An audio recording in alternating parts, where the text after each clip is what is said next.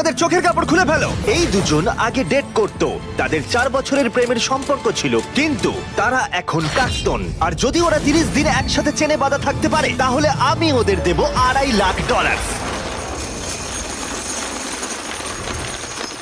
তোমাদের কতদিন আগে ব্রেকআপ হয়েছে? 3 বছর আগে। ও আমার সাথে ব্রেকআপ করেছিল। হ্যাঁ, ও ঠিকই বলছে। আমি তোমাদের কোনো জোর করছি না, কিন্তু একবার হ্যান্ডকাপ পরা হয়ে গেলে এই চ্যালেঞ্জটা কিন্তু শুরু হয়ে যাবে। আমি রাজি। ও দুজনেই God! হ্যান্ডকাপ পরে নিয়েছে। এখন থেকে তোমাদের দুজনের মধ্যে কেউ কুইট করতে চাইলে এই রেড লাইনটা ক্রস করবে, আর আমি সঙ্গে সঙ্গে হ্যান্ডকাপটা খুলে দেবো, ভিডিওটা শেষ হয়ে যাবে। কিন্তু তোমাদের মধ্যে কেউ কিচ্ছু জিতবে না, তোমরা দুজন মজা করো। আমার এক্স বয়ফ্রেন্ড সত্যি জিমি। ভাই মানেটা কি? কি খবর? হাই। আমরা কি তাহলে? ও ও এসব কি হচ্ছে? এটা তোমাদের কাছে আগামী 30 দিনের জন্য একটা মিষ্টি বাড়ি। এটা হলো কিচেন, তোমরা আড্ডা দিতে পারো, ওয়ার্কআউটও করতে পারো, তোমাদের আলাদা বিছানা আছে, আর একটা কোশ্চেন মার্ক ডোর, এটা নিয়ে পরে ভাববে। আর সব থেকে যেটা গুরুত্বপূর্ণ, তোমরা হয়তো ভাবছো যেহেতু তোমরা একে অপরের সাথে চেন দিয়ে বাঁধা, তাহলে বাথরুম যাবে কি করে? ও না, কেউ একজন বাথরুমে যাও। কি বলছো? স্নান করার সময়ও এটা পরবো?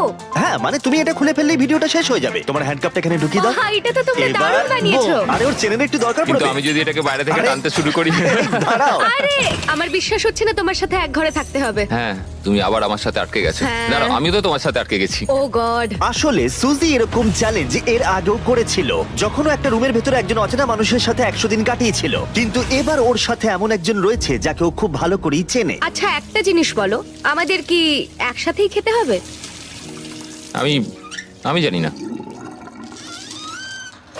আচ্ছা যশ এখন স্নানে গেছে, তাই আমার মনে হলো আমার কিছু কথা বলা উচিত। আমার এই চ্যালেঞ্জটায় খুবই নার্ভাস লাগছে। আমরা 4 বছর একসাথে ছিলাম, 3 বছর আগে ব্রেকআপ, আর এখন আমরা একটা ঘরে বন্দি। একটা সময়ের পর আমাদের তো কথা বলতেই হবে।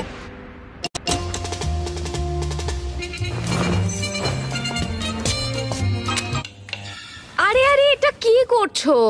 সরি। ঘুমটা তো ভাগিয়ে দিলে, এবার জেলেই রাখো। আজকে দ্বিতীয় দিনের সকাল, আর এই দুজন প্রাক্তন নিজেদের পুরনো ছন্দ খোঁজার চেষ্টা করছে। তুমি আমাকে রান্না করে দিলে, আমি খুবই খুশি হয়েছি।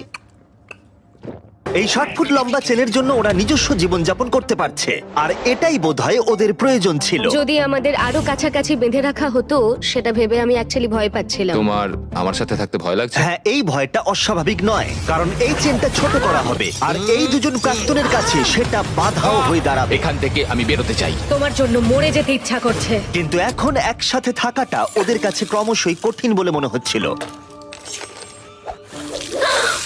তোমার গায়ে পড়লো? ও সরি। প্যানের পুরো তেলটা পড়ে গেল আমার সারা গায়ে। সরি।